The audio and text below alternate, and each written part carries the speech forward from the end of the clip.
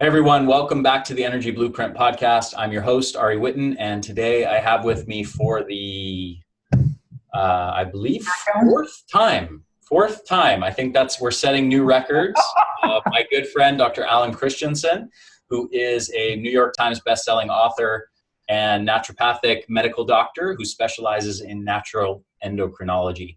If you've heard the previous podcast, you know that I have an enormous amount of respect for him. He's one of the highest integrity health professionals who's really bringing, who doesn't go along with the fads and really brings an evidence-based look to pretty much all the topics that he talks about. So I am excited to bring you for a record fourth time, Dr. Alan Christianson. Welcome back to the show, my friend. That is awesome. Just jazzed to be here with you, Ari. Thank you so much. Yeah. So you have a new book. It's awesome. The Metabolism Reset Diet. I believe I even wrote a review for it. So You did. You were inspiration for a lot of it too, for sure. Oh, thank you. That's nice to hear. Thanks for the kind words. Yeah. But I think you're giving too much credit. This is pretty novel information, and most of it is not things that I've talked about. But it's awesome work, and we're talking about resetting the metabolism, and a big focus of this book is the liver. So give us the sort of 30,000 foot view of what we're talking about when we're talking about resetting the metabolism and why the liver matters, why you've kind of centered on the liver as being of central importance, because most people think of the liver as sort of, liver's there for detoxifying our blood. They don't necessarily connect it with fat loss or resetting our metabolism. So what's the big picture there and the sort of framework for your new book? I will. Before then, the part you deserve credit for is that we had a conversation about this topic, and the micro workouts idea came from you. Oh, sweet. Yeah, including some movement to keep the muscles activated during a time of temporary fuel restriction. So, yes. Yeah, it's funny. I was listening to another interview that you did with our buddy Pedram. And I heard you mention the micro workouts, and I was like, I remember talking to him about that. I wonder if he got that from me or if he sort of stumbled across the idea somewhere else. But no, I thought it was awesome. Sweet. Yeah, well, thank you. So yeah, the liver, the best analogy I've thought of is that the body gets too much fuel and it stores it in various places, and some places are more harmful than others. And I've seen these like lawn fountains, and growing up in the Midwest, people have fountains to where like the water fills a bucket on top, and then that fills a bowl, that fills a bowl. When it wasn't freezing outside, they looked pretty cool when they were working. But the body does that with its fuel. So the first place that any extra fuel goes to would be muscle mass. Muscle tissue gets first priority. If the muscle doesn't want it, can't take it anymore, then we think about subcutaneous fat. Then we think about visceral fat. And then we think about liver tissue. And when the liver can't take anymore, the sad thing is it's the human equivalent of foie gras. You have animals that are force-fed, their livers get fatty, and they change their physical properties. And it happens to us by a large matter of degree. And there's disease states, but it's not so much like you're perfect, now there's a problem. It's this big continuum. And the problem with accumulating too much fat in the liver is that you make it to where the body loses the capacity to effectively burn fat in the liver. We can talk more about how that works, but yeah. Very, very nice. So the liver, there's two different things we're talking about here when we're talking about liver storage of fuel. One is liver glycogen, and the other one is a fatty liver, or like fat, sort of triglycerides. Triglycerides overflowing in the liver. So first, let's kind of step back and just talk about sort of the liver's role in glycogen storage. And before we sort of get into the fatty liver, but what's the liver involved in as sort of on a basic level as far as storing energy for later use? Pretty cool thing. Our bodies are always needing energy, but we're only consuming it during distinct windows of time. And so the liver is the main place that holds that excess and then releases it as we need it. And in this context, relative to glycogen, we can think about glucose. We're consuming carbohydrate or we break down muscle tissue, but we always have to have glucose in our bloodstream. And when things work well, the liver takes it and it stacks it in. You know, steel belted radials, you got threads that wrap around threads that make braids that wrap around more threads. So it's kind of like that. It's a lot like what starch is in plants, but it's like an animal version of starch, and that's our glycogen. So the liver has somewhere around enough to power us completely for 90 minutes, but in normal metabolism, we're using a little bit of that plus some triglycerides. And we can keep our blood sugar stable between meals. And so any glucose that's more than we need in the moment goes there, and then when between meals, it comes out of there. And we see this, for example, like in, we define diabetes, one of the ways is by morning fasting blood sugars greater than 126. And assuming someone's not sleep eating, which is rare, but it happens, but assuming that's not the case, that's not the body responding badly to a carbohydrate-rich meal. That's not oatmeal spiking blood sugar. You know, that's the liver pouring this stuff out. The blood sugar drops off when we're not eating, and the body says, hey, I need some more. And if the liver is overloaded, I guess it's like when your suitcase is so stuffed the zipper's broken. You know, when the liver is overloaded, you ask it for some glucose, and it's like, blah, here's a ton. So, yeah. Okay, so liver's there to store fuel during the periods that we don't need it, during the periods that we're not eating and that we need to be releasing fuel to burn it. But there's also this other thing that if we're chronically overloaded with energy coming into the system, that the liver eventually gets fatty. Yeah. And starts to accumulate fat. Now, why have you centered on that process as sort of such a critical factor in this overall mix of why people are getting fat and how to lose fat? Why is that the critical step of this whole process of fat gain? You know, it came on to me as an insight. I was reading a long paper about the chemistry, the pathophysiology behind fatty liver and how it ties to diabetes. And they were showing picture micrographs of hepatocytes, of liver cells. And you can see these liver cells, and physically, the triglycerides have compressed and crowded out the nucleus, which is the DNA, the mitochondria, but it's also crushed out the glycogen storage vesicles. So here's what that really means to make this make sense for people. So imagine that, this is a funny analogy to use with you. Imagine you want to stay warm at night when you're camping. I think we have to give, I'll do the 30-second quick back. We can let him wonder. I'm going to give the backstory. So Alan and I did a backpacking trip to the Grand Canyon. What was it, about a year ago, something like that? Yeah. A year and a half ago. And of all things to forget during, I think it was November or something? We were there during the cold 20 month. degrees at night. It was cold. Yeah.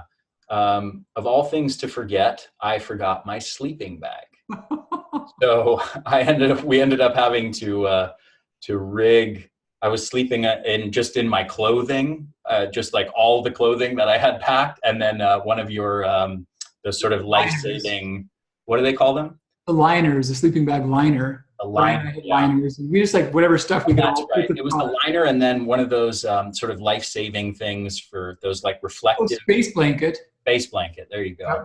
So it was a sleeping bag liner and a space blanket that I had to sleep in on some nights that were below freezing. But yeah. Anyway, sorry for the digression. Back to the analogy. The analogy is that in a perfect scenario, you'd have some logs to burn that would keep you warm all night, right? And the thing about logs is they're dense, they go for a long time, they give tons of fuel, but you can't just drop a match on them and have them burn. You need some kindling to get them going. So when the liver is breaking down fat for energy, we call that process beta oxidation.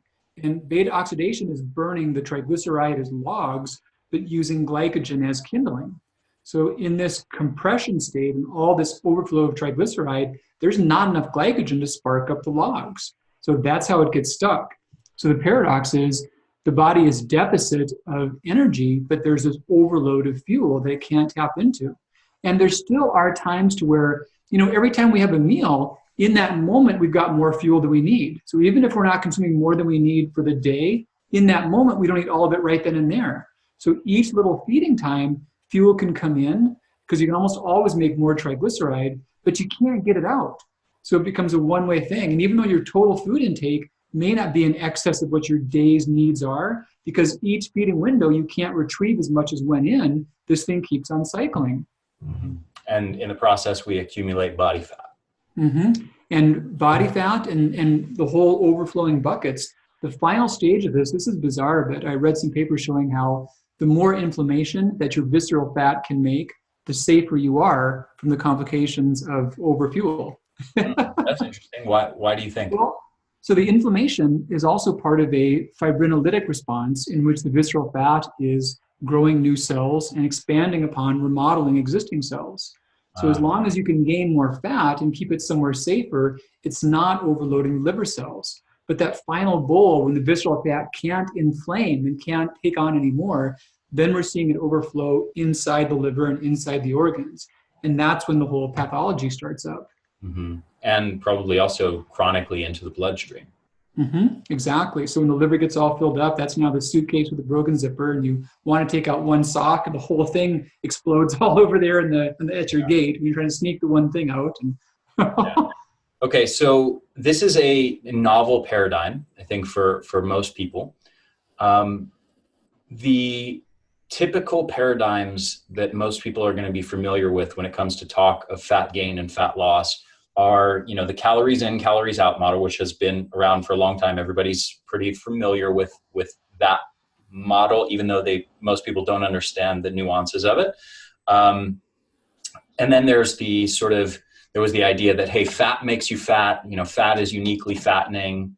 We had sort of the low fat movement for a period of time. And then, off and on through various periods, starting with Atkins and then still into the 2000s, and more recently with the keto movement, we've had these trends with people popularizing the idea that carbs and insulin are uniquely the fattening things, and sort of if you just avoid carbs and insulin, then you can lose fat by putting your body into a low insulin state.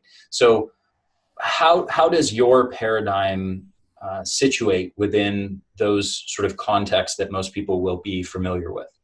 They can all be true in contexts. In any case, if you're overloading any version of fuel, and the fuel I talk about is being carbs, fats, even ketones or alcohol, and biochemically, they're all providers of oxaloacetate. And if the body's supply of oxaloacetate exceeds its capacity to utilize it, it's treated as fuel. So in any case, that can be partially true, but in the liver, it's a little different. Anywhere in the body, you can form triglyceride or adipose tissue out of any substrate. But your liver, inside of it, fat comes from three places only. And one of the big ones is that bucket overflow thing I was talking about. So a spillover from visceral fat. To be really precise, there's also a spillover from subcutaneous, but for the model, most of it tries to stay there. So you can spill over from subcutaneous or visceral fat straight in the bloodstream, right to the liver. That's one. The other one is dietary fat. So we consume fat, portal vein, straight to the liver. So it's right there. There's no conversion required. The last one's called de novo lipogenesis, and that's converting carbohydrate into fat. That one doesn't really work very well. So you can overeat carbs and grow body fat, and that body fat can spill into your liver, but the carbs don't really directly make fat more than, in the most extreme scenarios, about 4 to 6 grams per day, which even on a low-fat diet is minimal compared to what you'd be consuming in the diet. So, but ultimately, when we're talking about calorie excess or fuel excess, it ends up not really mattering whether the fuel came mostly, if you were overeating and you were overeating with a predominantly fat-based diet versus a predominantly carb-based diet, is there any difference, based on your analysis of the research, is there any difference in actual outcome in terms of the amount of fat gained? No, and even ketone supplements, the same problems apply. Ketones also convert back to triglycerides. The liver can't burn ketones. One case in point that shocks people is, I've had a lot of questions come up about, fructose and fruit being dangerous with fatty liver. So there have been human studies on exactly that and how fruit affects fatty liver syndrome. And what they've shown is that you can take, there've been some animal studies on fructose and human studies on fruit. The human studies on fruit show just no impact on fatty liver, just nothing. The animal studies on processed fructose show that you can take rats that are given their full day supply of rat chow, and now you can tag on 20% more in the source of pure fructose. Those rats will get fatty liver plain as day. But you take those same rats and take away 20% of their rat chow and give them that difference on fructose. There's no more fatty liver. Or you take those rats and full day of their rat chow plus 10% extra of a palmitic acid, a saturated fat. Same thing, major fatty liver.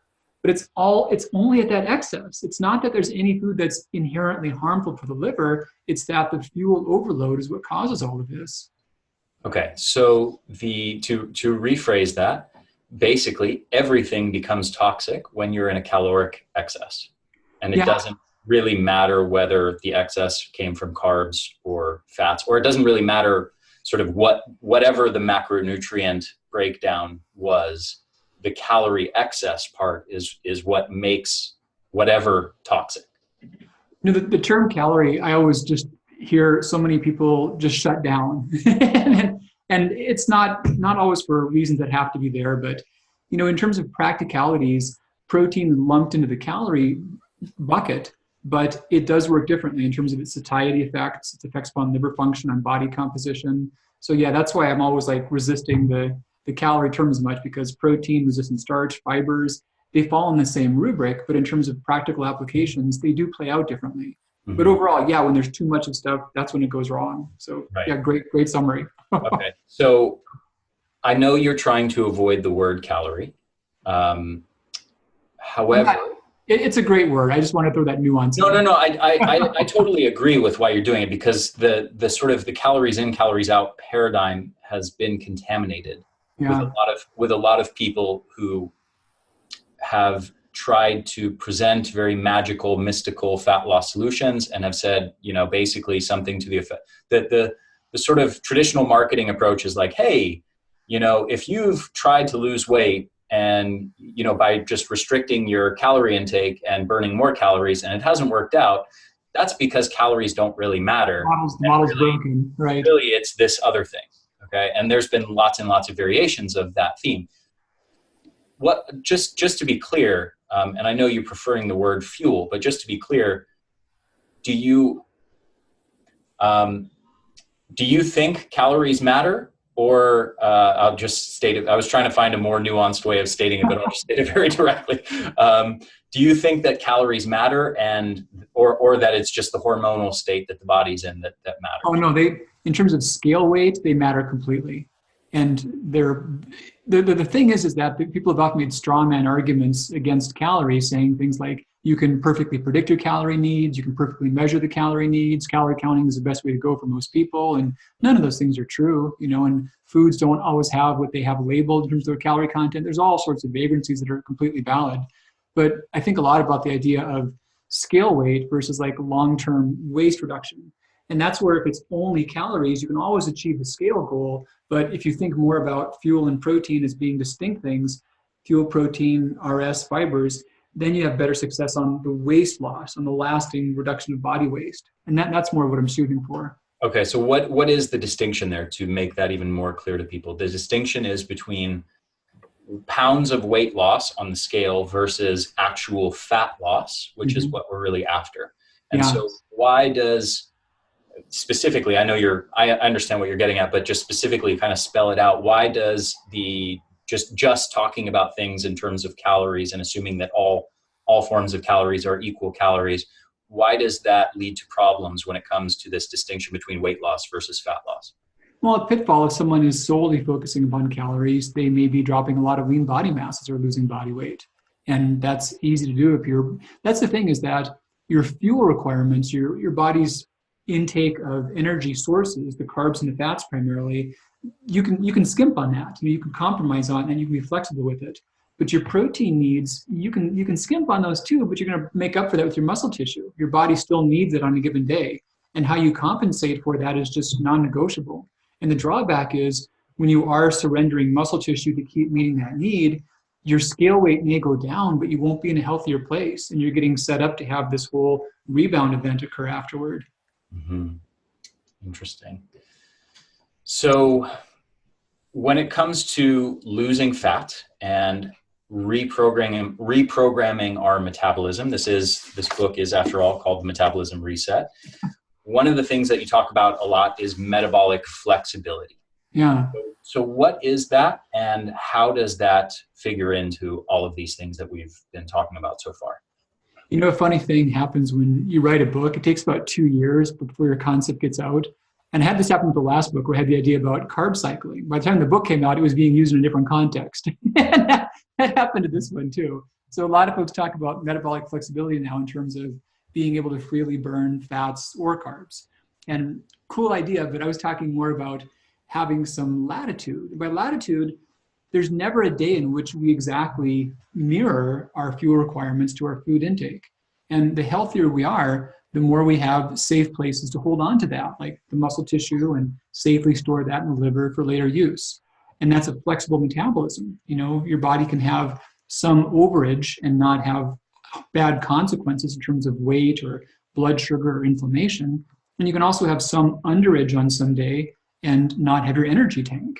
So that's a flexible metabolism. You can have a little more, a little less, and you'll always have the extremes that could throw you off, but how far are those extremes? And when someone's like on a tightrope between too much makes them feel awful, too little makes them feel awful, they have no flexibility anymore. And so this is the trick, is to regain that leeway again. Mm-hmm.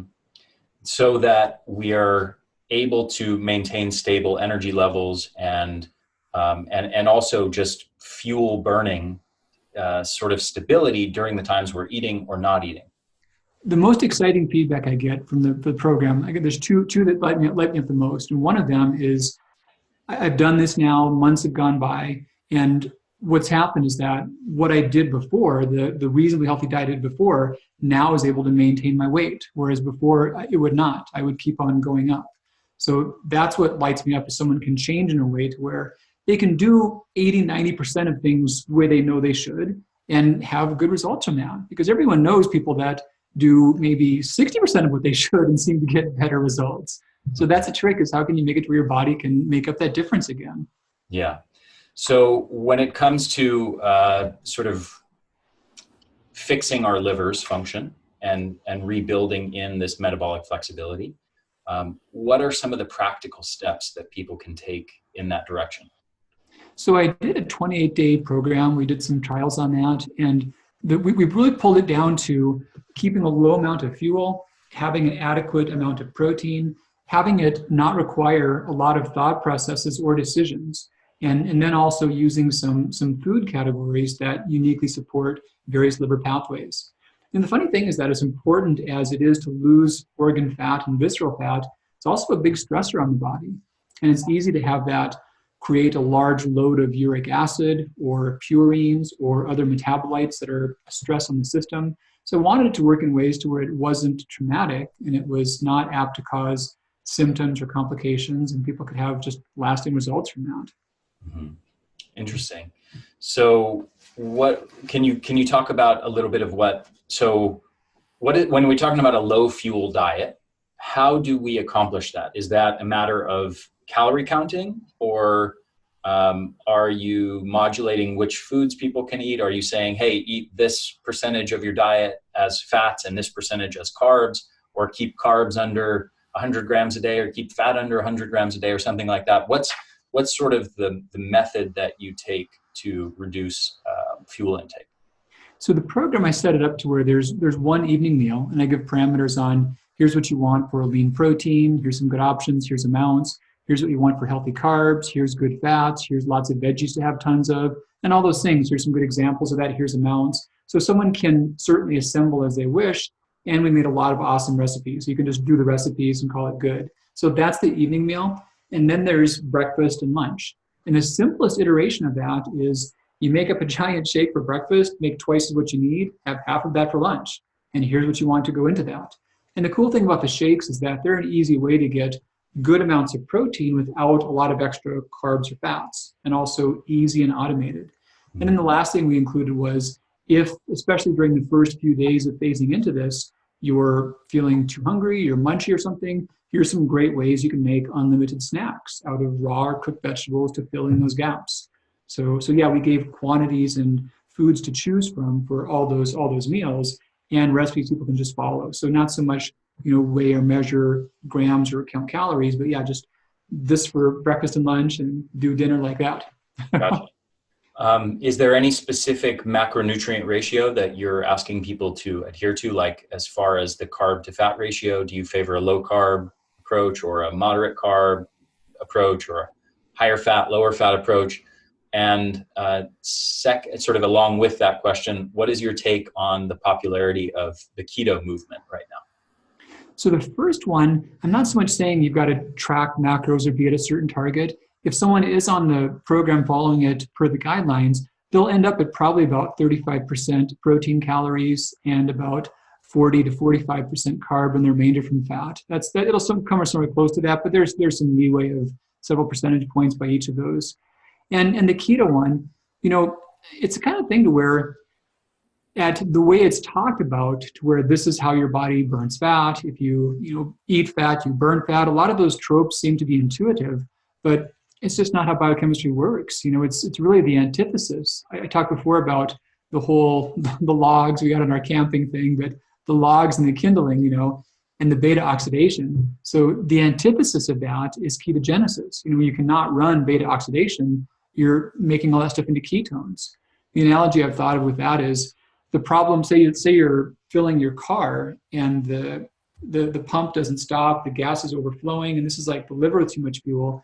Well, if you swap out unleaded for diesel and turn them on, it's the same problem. And that's all ketogenesis is that you're converting fat into ketones. They're another kind of fuel. They're not a get out of jail free card. They're another version of fuel. And they'll make the rounds in your body. If you don't have the capacity to burn them or store them, they're going to go right into triglycerides and go stuff right back in the liver. There's no difference, no benefit that way. And there's actually some downside because the liver is the only organ that cannot burn ketones for fuel. So if it's in a state of fuel overload, but it's now nutrient deprived, it can't deal with that effectively. And I guess that's a parallel between, for someone that has liver issues, the same thing that can be a pitfall about overt fasting is that you've got a fuel deficit, which is cool, but you've got no amino acids and no micronutrients or phytonutrients to support liver function. So your liver is working even harder than it would be during normal life, but it has fewer resources in which to keep up with all that. So with that in mind, do you want to elaborate sort of on your take on fasting? Is that something that you're universally opposed to, or only in specific contexts that you think fasting is not a good idea?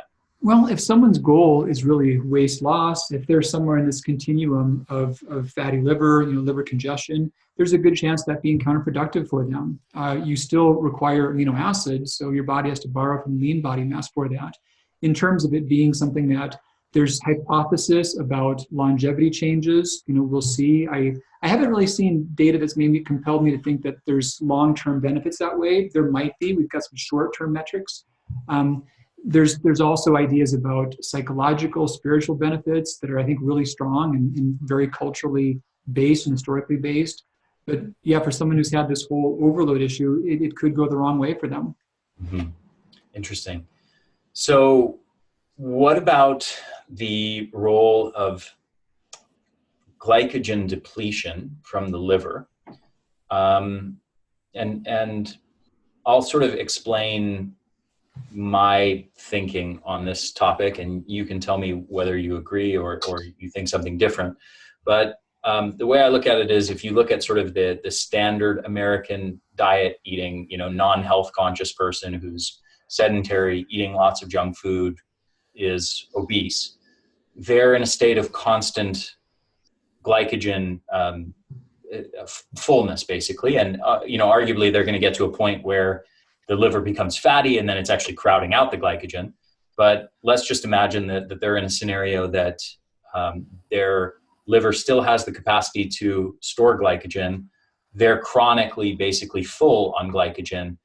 And that's leading to basically sort of this overflow mechanism and then excess body fat gain. And then, so is the sort of optimal place to operate from? Is it to be halfway full in your liver glycogen stores, or is it to be like totally empty in your liver glycogen stores, or near full, and sort of be in this balance between like, hey, you're regularly emptying out, or at least partially emptying out your glycogen stores in your liver and then refilling when you eat and then emptying them out again through physical activity, and periods in between meals, and then refilling and that sort of thing. Do you get what I'm saying? Like, sort of, what's the default level of glycogen fullness in the liver that you think would be most optimal? Yeah, in terms of percent or numbers, I'm not sure if I wouldn't know an answer. I know if that exists, but in general, the whole crowding issue is a real thing that does block beta oxidation. One thing is that, so glycogen storage is highly limited. There's just not, glycogen is a lot less dense. If we want to draw the analogy out further, the kindling just takes up a ton of room, and the logs take up less space per their energy density.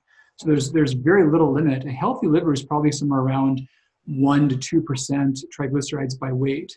But when we're above 5, we call that fatty liver. And people can hit 10 to 15%. So the sky is the limit pretty much for triglycerides.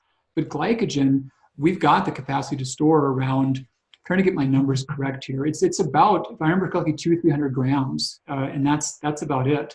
So if we could store more, like I did a marathon recently, I wish I could pack a lot more glycogen in there, but physiologically, there's just not a lot of room in that suitcase.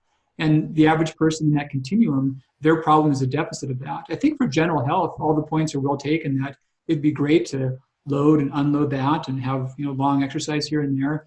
Many people who are in this stuck state, their core issue is that they lack the quantity needed to adequately utilize the triglycerides. So that's where they get into that stuck pattern. Mm-hmm. But yeah, glycogen overload is not so much a thing. Again, and for endurance athletes, we wish it could be, but really you can't do that. Yeah. But let's take someone like you or me that is lean and very physically active.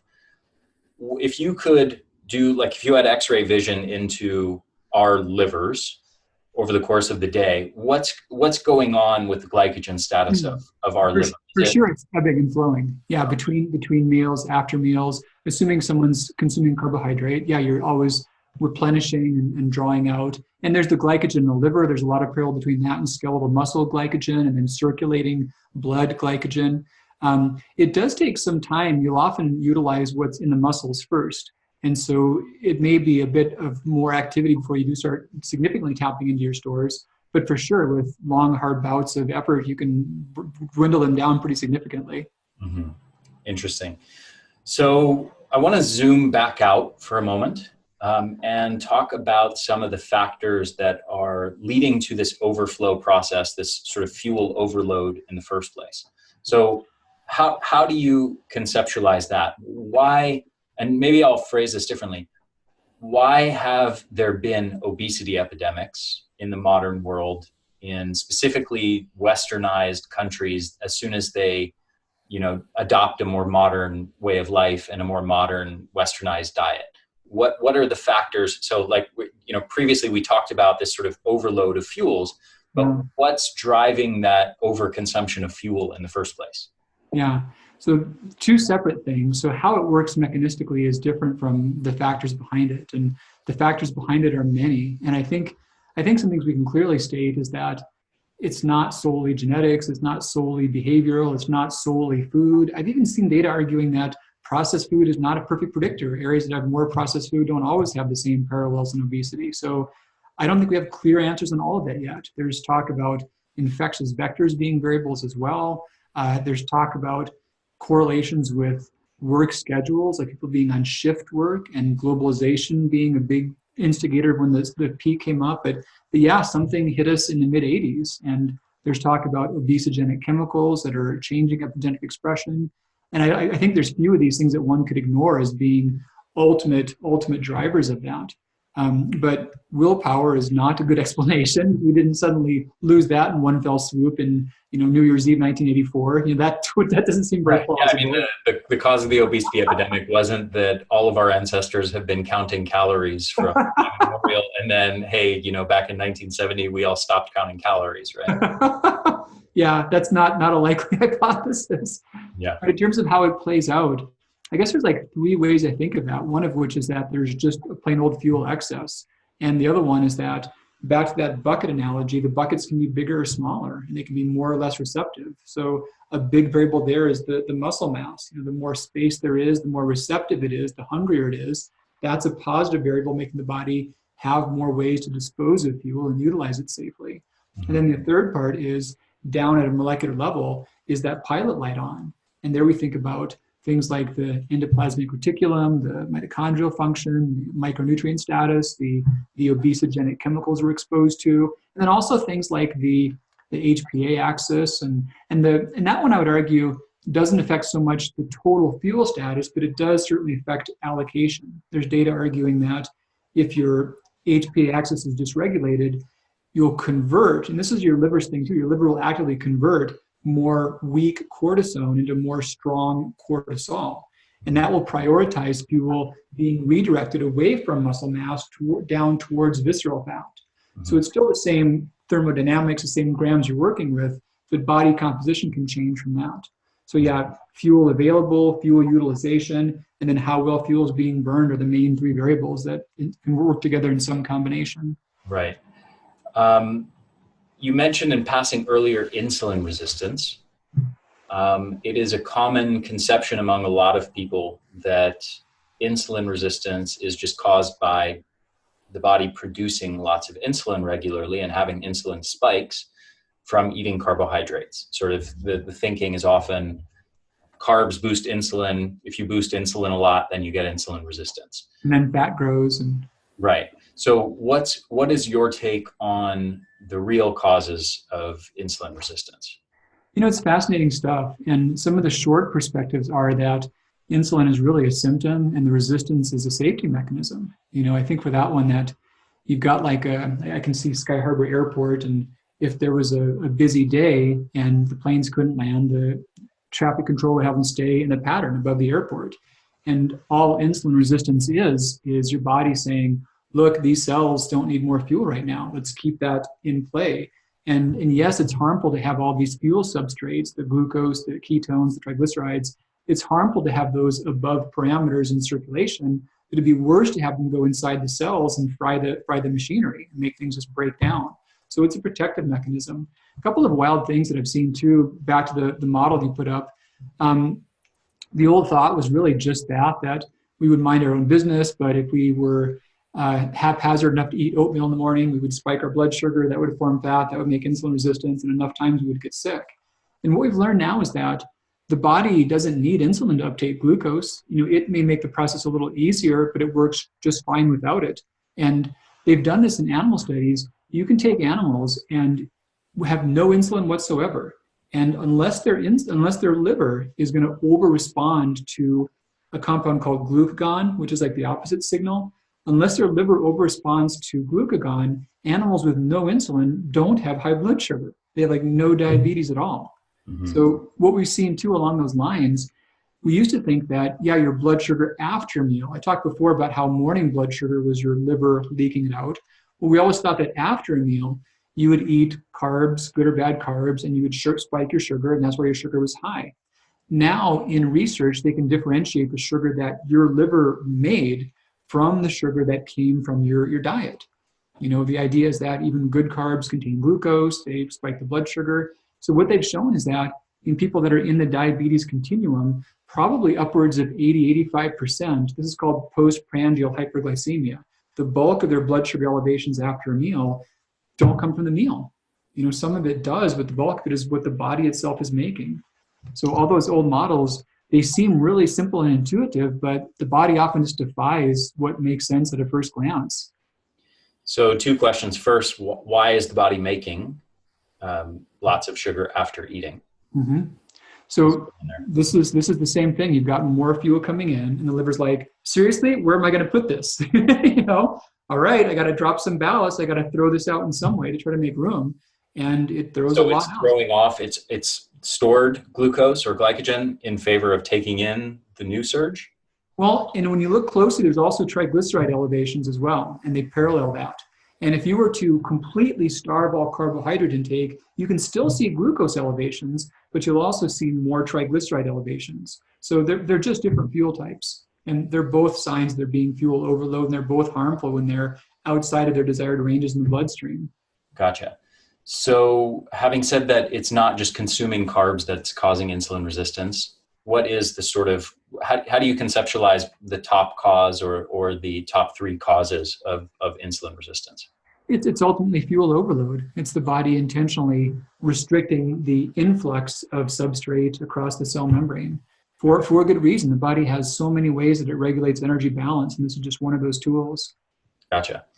You mentioned obesogens, obesogenic chemicals in the environment in passing a couple times earlier.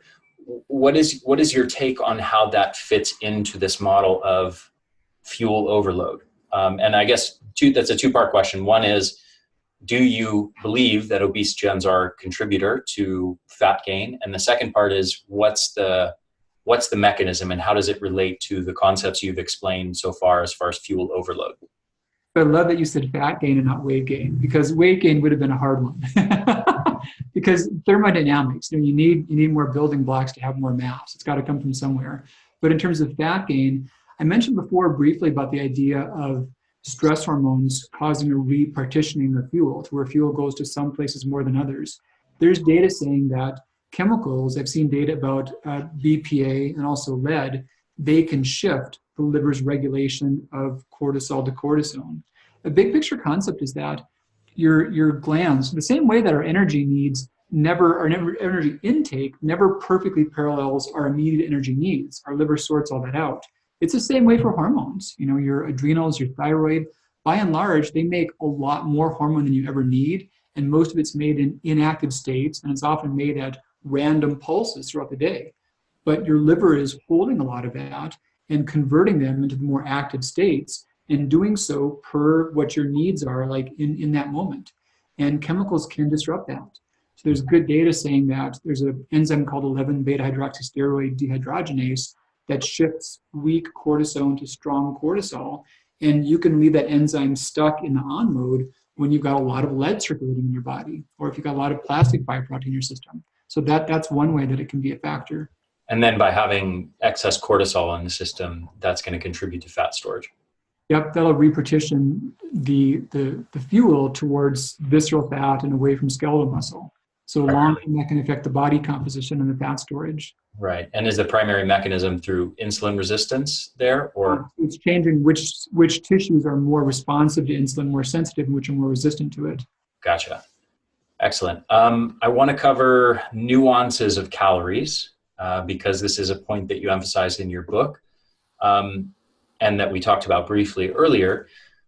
So why are not all calories the same, and why do you make a distinction between certain types of foods in terms of, whatever their calorie content is being different from actual outcomes? Well, I guess the main thing there is just the differences between protein versus fuel and how that affects satiety and basal metabolic rate and body composition longer term. So that's one. The other big one involves how resistant starch acts in the body. So a fair number of foods contain this compound, which is neither carbohydrate and neither fiber, but it's somewhere in between, kind of the best of both worlds. And it's not calorically empty. There is a calorie load we get from that. But it's different in the sense that some of our better types of bacteria, they eat it first and we get some of their leftovers. So we get it really slowly and we get it over a long period of time. And there's also effects that it has on changing short-chain fatty acids. And it's pretty wild. For a while, we thought that the gut flora and the integrity of the gut lining could influence the liver. If you had a leaky gut, bad things would hurt your liver. Now, a lot of data is suggesting that that was the opposite. That was like the opposite relationship, that based upon the properties of our bile and some of the chemical nuances of our bile, that may be one of the big drivers of gut permeability and also one of the big regulators of our gut flora. So the liver health regulating gut permeability. Yeah, as opposed to vice versa. And I'm sure there's examples of both, but there's a lot of emerging data saying that it's more so the liver affecting that. And in terms of the big picture concept too, the gut is still outside the body. What we swallow is not so much in us, it's not in our bloodstream, it's not interacting with our organs. But once it does, the first thing it does is it primarily crosses the small intestine lining and hits the portal vasculature and goes straight to your liver. So that's a port of entry. And this is where the outside really meets the inside. And there's regulatory cells called Kupffer cells that are unique liver immune cells. And they are, checking the wind and seeing what the conditions are like outside and seeing how the immune system should behave, whether it needs to be vigilant and hyper-responsive, or whether it can be more of in a relaxing reparative mode. So yeah, the liver has a central role in many of those facets of health. Mm-hmm. When a lot of people think of liver health, they think predominantly of detoxification, and they might think of things like dandelion root and burdock root and milk thistle and things like that. The context that you're talking about, the function of the liver here is obviously pretty distinct from just a pure role in detoxification. But I'm just curious, do you think any of those sorts of herbal supports for liver function have any role or any benefit in the kinds of contexts that you're talking about as far as fat loss? In these contexts for fat loss per se, they don't so much change the process. There is data saying that if one is chronically in an inflammatory state, then some things like gamma tocopherols, or you mentioned milk thistle, the salivum extracts, there are things that could attenuate that free radical damage. But I guess I've thought about that, like, let's say that, I don't know, you were forced to march on some coals and maybe Tony Robbins wasn't there and your feet weren't going to be safe, and you could put on thicker shoes. Maybe you wouldn't burn quite as fast. That's how I think about some of those protective agents. Yeah. But the trick is you don't want to go walk on those coals. And the ultimate driver of the inflammation is just that fuel overload.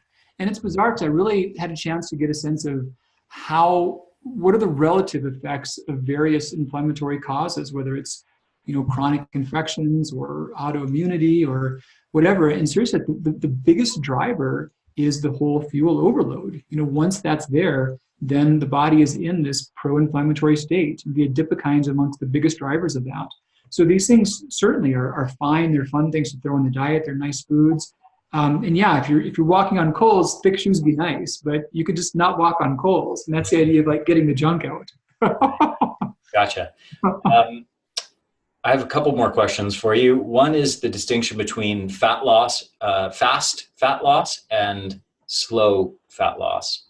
The common thinking for a long time on that issue has been slow and steady wins the race. Sort of if you do things in a more prolonged, steady pace rather than just going on a diet for 30 days, that will lead to better outcomes. And I think I'll say that I'm familiar with the research that's come out, which I want you to speak to, but I think there's a grain of truth in the slow and steady aspect, in just the sense that a lot of the people who are trying to do things the fast way are people who are not operating with a long-term thought process in place. They're operating with, I'm going to go on this 30-day or 60-day diet, lose 20 pounds, and then I get to go back to eating all the things that I used to eat, instead of where like a healthy fast fat loss approach, which would be, I'm going to do this rapid fat loss protocol for whatever, let's say 28 days or 60 days. And then I'm not going to go back to my old habits. I'm going to go on a maintenance protocol and still continue with healthy diet and lifestyle behaviors. But with that in mind, so that's sort of separating out that confounding variable about just like people with very bad mentality going into this weight loss approach. What are the outcome differences in terms of short-term or fast versus slow weight loss diets? Great question and great framing, and for sure with those considerations are super important. The other thing I would throw in there is a distinction between doing it in a way to where you're primarily losing fat versus losing a lot of muscle tissue. So if someone is doing just caloric restriction and maybe they're training hard and eating a ton less food and putting no more thought into it, they may be better off doing that more gradually. They may have less loss of muscle mass. If they do that very aggressively, they may be even more apt to rebound. But there is a large body of data saying that if things are done in ways that spare the lean mass, and I would argue support the liver function, that they may see better effects long-term if they do get some rapid loss early on.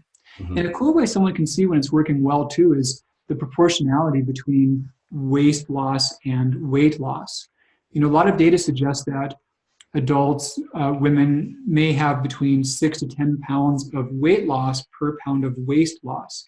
And that can be a sign of there being a lot of loss of muscle mass along the way. So what we commonly see in the the last month, we've had thousands of people go through the challenge. We're averaging about 2 to 3 pounds of weight loss per inch of waist loss. And many people, it's 1 to 2 or very close to that.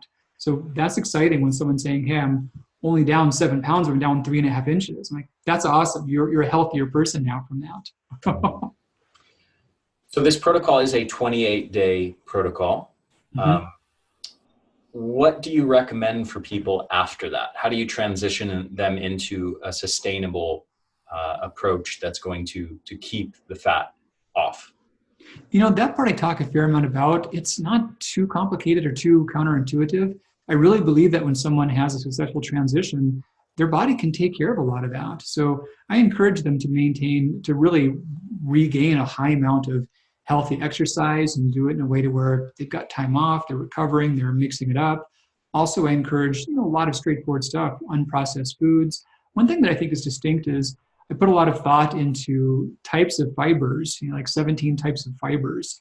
And people often get, I think, far too restrictive in just cutting out a lot of food categories.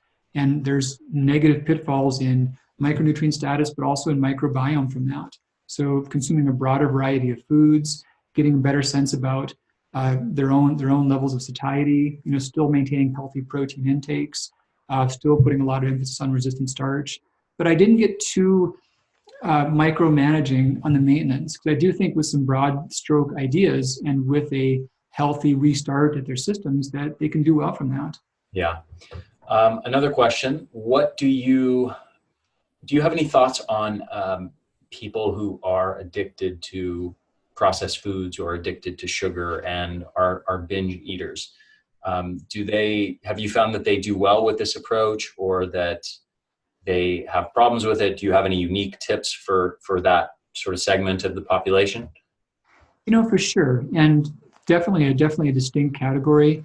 And there's no one approach that's the best fit for everyone. Some people from those categories have enjoyed the structure of the whole process and like the idea that there's prescribed quantities, and they found it simple that there's fewer decisions to make. So there's a lot of data about the pitfalls of decision fatigue. And I've seen data arguing that if diet A involves a more radical change in total food intake, but there's not a lot of moving parts, whereas diet B may be a more minor reduction, but there's like 50 rules to keep in mind, diet A is easier to do longer term. Mm-hmm. So that's one idea around just a couple shakes. So it makes it very simple for people. So that's been a helpful thing, but for sure there are populations that have to think hard about what are the habits. And in some cases too, also, I found that if they are changing more things at once, so you mentioned about sugar, for example, I do encourage in the 28 days for sugar, caffeine, alcohol to stop those things. And the funny thing is that the more that freaks someone out, the more it's probably going to help them when they do it. Yeah. And sometimes too, by making those changes at once and also having resistant starch to keep blood sugar stable, it's often easier than doing it by trying to reduce one of those things, for example. Nice. So you mentioned caffeine a second ago. Am I right? Mm-hmm. Why do you have them eliminate caffeine? So there's a couple of liver pathways, and the basic idea is that you're loosening junk up and you're packaging it to send it out. And the first part we call phase 1. Caffeine's a real strong driver of phase 1. And in the past, I would test a lot of people. We would give them a tiny amount of caffeine, aspirin, and Tylenol, and then watch all the byproducts they would make, how much and how soon. And many that would have these propensities towards a poor metabolism would also have a highly exaggerated phase 1 response. So eliminating caffeine for a while can lower and re-regulate that phase 1 to phase 2 ratio. So we can make detoxification occur more smoothly. People also notice that, sleep is a big part of this. I encourage sleep binges. And there's a lot of folks to where they've not cleared a caffeine backlog. So it's a funny thing, but it really only takes somewhere like 6 to 12 hours to move caffeine through your body. But what you don't hear about is that when it's gone, what is next? What have you made it into? And there's secondary compounds like theobromates that they're not really caffeine, but they're no different, and they're still having the same effects. And people can often hit a place in adulthood. There's a thing called hepatopause, to where our liver gets slower each decade at converting caffeine and eliminating it. And people can often hit a threshold to where it takes them more than 24 hours to go from caffeine to water, counting all the steps. And if you think about that, if you're ingesting it every 24 hours, and it takes more than that to get it out, you've got a chronic level throughout the day, throughout the night too. So if someone's not had a break for a little while, it's a healthy thing to do. Gotcha. I've saved the best for last, which is my little contribution to your work. These micro workouts. So talk to me about why micro workouts, what are they, and why, how do they figure in your protocol, and why do they matter? For sure. So one thing that's counterintuitive also about the protocol is the fact that I do really limit exercise. You know, I love it. It's the best thing in the world for your long-term health. But during this reset process, it can work against the goal of rebuilding glycogen. It can also raise stress hormones during the food reduction stage and can suppress metabolism, can raise reverse T3 levels. So I greatly limited that. And yeah, per some of our conversations, the first week I think is somewhat indifferent as to whether that's there or not. And there's clear data saying that if you're more than 6 weeks out of fuel restriction, metabolism can slow. But if you're within about 4 weeks, so that remaining time, I encourage brief bouts of not strenuous, but vigorous activity, so you're keeping the muscle tissue engaged. And some perks about that, what I've seen is that people are more apt to finish it up and say they've not really lost any of their basal level of fitness. I think it's also healthy in a sense of you've still got a placeholder for exercise throughout your day. So there's still a time that's set aside for that so you don't lose that relationship with it. And I think it's a good thing in terms of just maintaining some endorphins and circulation as well. But yeah, so we do very brief, high intensity interval training sessions of about 3 to 5 minutes, and also alternating those in days with brief calisthenic programs that, you know, some basic multi-joint movements to cover the whole body, and then some parameters for optional gentle stretching, some light walks. But yeah, keeping it to those things during the program. Excellent. Love it. So I want to recommend to everybody listening to go out and get this book, The Metabolism Reset Diet. You can get it on Amazon.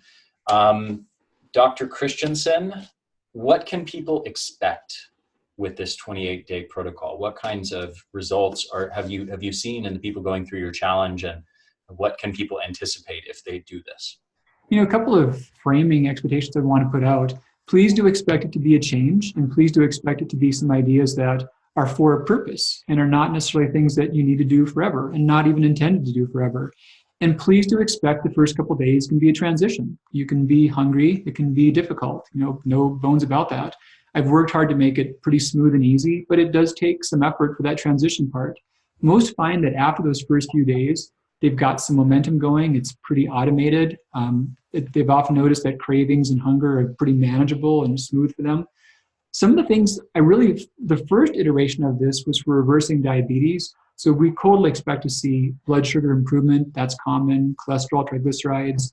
The weight loss is exciting. Something else that I've seen more now that larger groups of people have gone through this has been a big plummet in inflammatory reactions. And I alluded to that a bit earlier, but we've had so many people talk about their chronic Epstein-Barr or their rheumatoid arthritis or their autoimmune thyroid disease or all these things that you wouldn't think dropping a few inches from the belly would really reverse. But now that I'm getting how this works and what are the biggest drivers of inflammation, like, oh, wow, that makes sense.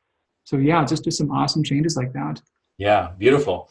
Well, again, everybody go get this book, Metabolism Reset Diet. It's awesome. I highly, highly recommend it. Dr. Christianson, thank you so much for coming on the show, and thank you for breaking records of podcast appearances. Number 4. On that note, you just ran a marathon, 2 weeks ago, something like that? Oh, dude, I did. Thank you so much. A week ago from this last Saturday.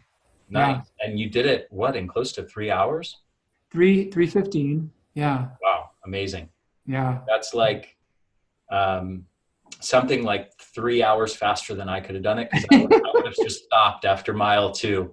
I don't do endurance stuff. I love physical activity, but I like it when it lasts, only burns of no more than a few minutes. If it was picking up a refrigerator and running with it, you'd go somewhere and I wouldn't even move. So that'd be different. I would challenge you to a race of carrying a large stone or a refrigerator over the course of 100 feet, but I will not be anything that's over a mile. Well, thanks again, Dr. Christianson. Such a pleasure to have you on, as always. And I hope to catch up with you very soon again. And I hope we can do another backpacking trip sometime soon where I can hopefully not freeze to death. Let's do it. I'll be game. All right. Hey there, this is Ari again. One more quick thing before you go. Just make sure to subscribe to our YouTube channel, The Energy Blueprint, and also make sure to subscribe to this podcast on your favorite podcast platform, whether that's iTunes or Stitcher or anything else. I hope you guys enjoyed this interview, and I will see you again next week.